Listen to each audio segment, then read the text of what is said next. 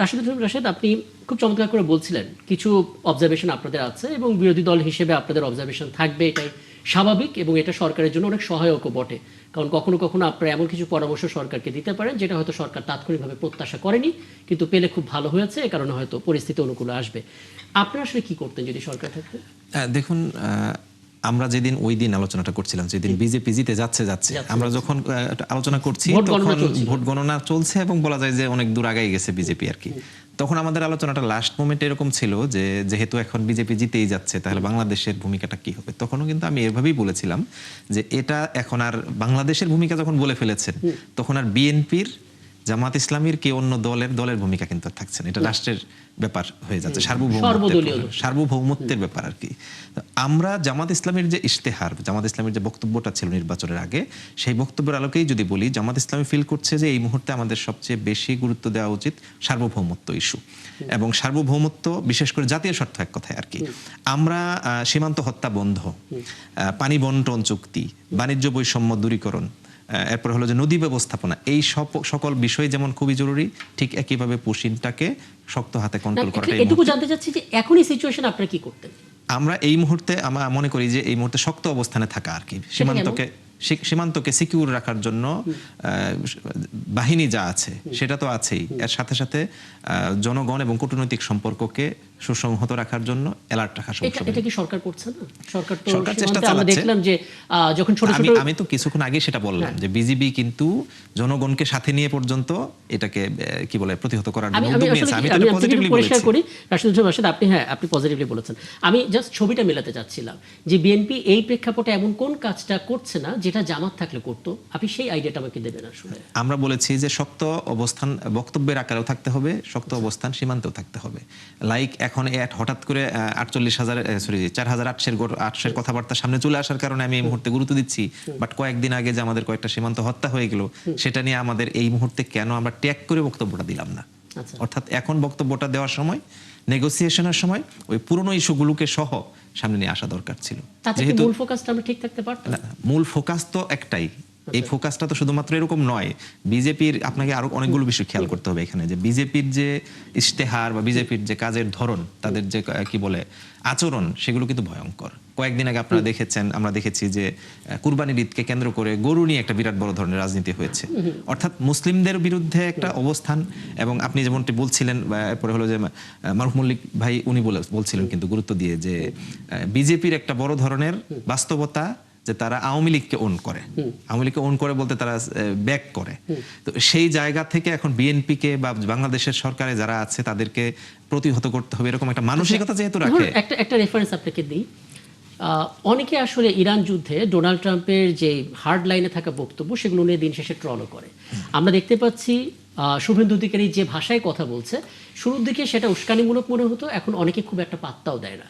বাংলাদেশ যদি আসলে এরকম হার্ড টক না করে সফট টকের মাধ্যমে যদি ডিসকাশন করে সলভ করতে পারে, সেটা কি খুব আমরা বলেছি দুইটাকে কন্টিনিউ রাখতে হবে। তারা আমাদের সাথে ছিল, যার যেটুকু আবেদন আছে আমরা আমাদের সেই পরিকল্পনা নিশ্চয়ই আছেন যে তাদেরকেও জায়গা দিতে হবে। আমি সেই জন্যই তো বললাম যে একসাথে তো আর আপনি সব খেলোয়াড়ে একসাথে মাঠে নামাতে পারবেন না। আমাদের দলেরও যারা আছে অনেকেই তো আছেন। বিএনপি সরকার গঠনের পর শরিক দলগুলোর সঙ্গে কি এই বিষয়ে নিয়ে কোনো বৈঠক, কোনো বার্তা আদান প্রদান করেছিল? সেটা নিশ্চয়ই আমাদের সিনিয়র নেতৃবৃন্দ করছেন। আচ্ছা, বা এখনো যে কথাটা উঠছে নিশ্চয়ই এটা নিয়ে তাদের সাথে কথা বলবেন। কারণ আমরা তো চাই বা আমরা চেষ্টা করছি আমাদের সরকার যে আমাদের প্রধানমন্ত্রী যে সব প্রতিশ্রুতি জাতির সামনে দিয়েছেন, নিশ্চয়ই উনি অনেকগুলি ইতিমধ্যেই বাস্তবায়ন করেছেন, আরও যেগুলো আছে ভবিষ্যতে ইনশাল্লাহ অবশ্যই বাস্তবায়ন করবে। আমাদের আস্থা রাখতে হবে এবং সময় দিতে হবে। মাত্র আসলে এই যে 3-4 মাসের সরকার, হ্যাঁ, মানে এটা আসলে আস্থা রাখার বিকল্প কিছু নেই। কারণ তারপর আপনি যদি দেখেন যে কয়টা দল ছিল, সেই অনুপাতে কিন্তু একদম কম জায়গা দেয়নি, অনেককেই কিন্তু জায়গা দিয়েছে। আরো হয়তো জায়গা দিতে পারতো যদি ওনারা জাতীয় সংসদ নির্বাচনী জয়ী হয়ে আসতে পারতো। মানে 15টা আসন ছেড়ে দেওয়া হয়েছে, সেখানে যদি অন্তত 10টাও হয়তো জিতে আসতো তাহলে হয়তো এটা নিয়ে একটা আলাপ করতে পারতো। সেখানে 5 জন জিতেছে এবং আমরা বর্ষিয়ান রাজনীতিবিদ সাইফুল ইসলাম খান, তাকেও আসলে প্রতিপক্ষের কাছে হারতে দেখেছি। যেটা আসলে অপ্রত্যাশিত ছিল অনেকের কাছে। তারপরও যেহেতু তিনি অভিজ্ঞ রাজনীতিবিদ, অভিজ্ঞতা নিয়ে আসলে পার্লামেন্টে আসবেন এরকম প্রত্যাশা হয়তো করেছিলেন। কিন্তু যেটা আসলে জনাব রাশেদুল ইসলাম রাশেদ জানতে চাই, মানে যে আলাপগুলো আমরা করছি এই আলাপগুলো কিন্তু নতুন না, এগুলো একটা দীর্ঘ সময় যে কোনো সরকারের আমলে আমরা ছিল, আওয়ামী লীগের আমলেও ছিল। হ্যাঁ, মানে তাহলে প্রশ্ন হচ্ছে ৫ আগস্টের পরে আমরা রাজনীতির কি পরিবর্তনটা দেখলাম যে পুরো আলাপই করতে হয়? না দেখুন, বিগত সরকারের সময়, বিশেষ করে আওয়ামী লীগ সরকার, ফ্যাসিস্ট আওয়ামী লীগ সরকারের সময় দিলীপ বড়ুয়া লাশ দিকে গিয়ে এই টাইপের একটা দুঃখ প্রকাশ, নানান কথাবার্তা বলেছেন আর কি। তো এখন আবার এই আলোচনাটা সামনে চলে আসে আমাদের জন্য দুঃখের, বাট আমিনুল ইসলাম খান ভাই তিনি বলেছেন যে না, এটা রিকভার করার মতো অপশন সরকারের কাছে আছে, কারণ মন্ত্রিসভা বারবার চেঞ্জ হতে পারে। অর্থাৎ যে এখন কি বলে টেকনোক্রেট কোটায় যারা আছেন এনাদেরকে বাদ দিয়ে নতুন করে ওনাদেরকে আনা হতে পারে। এইটা আমি বলবো যে বাংলাদেশের রাজনীতিতে গুণগত পরিবর্তন আনার জন্য এটা দরকার আছে। জামাত ইসলামী কিন্তু সেক্ষেত্রে কিছুটা ভূমিকা রেখেছে বা রাখার সুযোগ পেয়েছে, যেহেতু তাদের কাছে স্পেস কম। যেমন জামাত ইসলামী জাকপার প্রধান ব্যারিস্টার তাসমিয়া প্রধান, তাকে ইতোমধ্যে সংরক্ষিত মহিলা আসনে এমপি মনোনয়ন দিয়েছে, ভোট দিয়েছে তাদের পক্ষে। অর্থাৎ এইটা গুণগত পরিবর্তন আনার স্বার্থেই আমাদেরকে করতে হবে। আমরা আরেকটা পয়েন্ট কথা বলেছি সংসদে, সেটা হচ্ছে যে কোনো জাতীয় স্বার্থ, জাতীয় ইস্যু লাইক বিদ্যুৎ ইস্যুতে, জ্বালানি তেল ইস্যুতে মাঝখানে যে সংকটটা হলো, তখন একটা 5 সদস্যের কমিটি হলো। জামাতের পক্ষ থেকে বা বিরোধী দলের পক্ষ থেকে তখন বক্তব্যটা এরকম ছিল যে এখানে রেশিও আকারে প্রতিনিধি নিয়ে কমিটি না করে প্রয়োজনে আরো সংসদের বাইরেও গুরুত্বপূর্ণ স্টেক কারা কারা আছে তাদেরকে সাথে নিয়ে বসে আলোচনা করা দরকার। কথার কথা যে এই যে এখন যে পুশিন সহ ভারতীয় সীমান্তে আমাদের কি ভূমিকা হবে, এই টাইপের সংকট সমাধানে অবশ্যই ভাই যেটা বলেছেন যে হয়তো সিনিয়র লেভেল আলোচনা হচ্ছে, আমরা জানি না, সেটা আলোচনা লাইভ হচ্ছে না, বাট আমি ফিল করি যেহেতু এখন পর্যন্ত আমরা ক্লিয়ার না বিষয়টা, এই টাইপের বিষয় হতে পারে যে বাংলাদেশে গুরুত্বপূর্ণ ইস্যুতে শুধুমাত্র সংসদের যারা সদস্য রয়েছেন তারাই নয়, হতে পারে তারা জোট নেতৃবৃন্দ অথবা হতে পারে জাতীয় নেতৃবৃন্দ, এই সকলের সমন্বয়ে আলোচনার জন্য একটা স্পেস নিয়ে আসা দরকার। যেমন হতে পারতো এখানে যে যাদেরকে মন্ত্রিসভায় নেওয়া যাচ্ছে না তাদেরকে হয়তো উপদেষ্টা কমিটিতে নেওয়া যেত। অর্থাৎ এরকম অনেকগুলো অপশন। বুঝতে পারছি, মানে একটা কথা আপনি খুব চমৎকার বলেছেন যে জাতীয় সংকট যখন সামনে হাজির হয় তখন আসলে দলমত ভুলে একসাথে সেটা সলভ করার জন্য বসতে হয়, আইডিয়া শেয়ার করতে হয়, কাজ করতে হয়।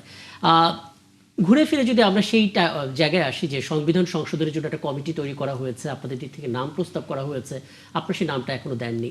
যদি সে নামটা দিতেন একটা বড় সংকটে তো সমাধান হতো সেক্ষেত্রে। না, এখানে সংকটটা তো না, ডেপুটি স্পিকার দেওয়ার জন্য কিন্তু আমাদের দল থেকে আহ্বান করেছিল। না, এখানে তো সংকটটা সমাধানের জন্য, সেখানে আমাদের সাড়া দেয়নি। আচ্ছা আমিনুল ভাই, এখানে সংকটটা তো সমাধানের জন্য আমাদের কাছে মনে হয়নি যে সংকটটা সমাধানের জন্য এই প্রস্তাবটা দেওয়া হয়েছে। আমরা মনে করছি যে সংকট আরো সৃষ্টি করার জন্য, কারণ যে সংকটটা আগে থেকে হয়ে আছে যে সংবিধান সংস্কার করার কথা, ইভেন বিএনপি তাদের ইশতেহারে পর্যন্ত এই কথা প্রথমেই বলেছে যে দেশে একটা সংবিধান সংস্কার হওয়া দরকার। সেই জায়গায় একটা গণভোট হয়েছে, গণভোটে অংশগ্রহণ করেছে। ইভেন আজকে যদি আমরা বলি যে বিএনপি বড় করে অংশগ্রহণ করেছে, কারণ বিএনপি সংখ্যাগরিষ্ঠতা অর্জন করেছে, মানে তো তাদের আয়োজন বেশি ছিল। সেই গণভোট বাস্তবায়নের জন্য হা ভোটের পক্ষে ওনাদের বর্তমান প্রধানমন্ত্রী যিনি, তিনি তৎকালীন দলের সভাপতি, তিনি ক্যাম্পেইন করেছেন, সারা দেশের সকল এমপিরা ক্যাম্পেইন করেছেন। সেই গণভোটকে এখন বলছেন যে আমরা মানি না। এটা অনেকে জানতে চান। আমরা এজন্যই বলেছি একটা ছোট একটি বিষয়, মানে হয় কি যে একটা বিষয় সেটার এক্সপেরিয়েন্স না করলে তো ভালো না মন্দ সেটা তো বোঝা যায় না। এটা কি এক্সপেরিয়েন্স করার মতো বিষয় নাকি? আপনি যদি নামটা প্রস্তাব করেন, আপনি যদি কোনো বৈঠক করেন, সেই বৈঠকে যদি আপনারা আসলে বঞ্চিত হন, আপনার প্রবঞ্চনার শিকার হন, তখন আপনারা বলতে পারেন যে বৈঠক কোনো কাজে আসে নাই। নামটা না দিয়ে আমরা আগে কিভাবে বলছি যে আসলে লাভ? দেখুন, এখানে আপনাকে সদিচ্ছার ব্যাপার আছে। আপনি সংসদে যে টাইপের আলোচনা তুলেছেন, এটা আলাদা করে কমিটি করে মিটিং করলেও আর তাই হবে। আমি জানি না যে নতুন করে কোনো কি বলে মোটিভ চেঞ্জ করার মতো তাদের মধ্যে মানসিকতা তৈরি হয়েছে কিনা আমার বিশ্বাস হয়নি। কারণ আজকে বলতে গতকাল আর কি, এখন তো 12:30 বাজে, গতকালকেও স্বরাষ্ট্রমন্ত্রীর বক্তব্য গতকাল মানে তার আগের দিন জ্বালানি মন্ত্রীর বক্তব্যে সেই সুর আমি পাইনি।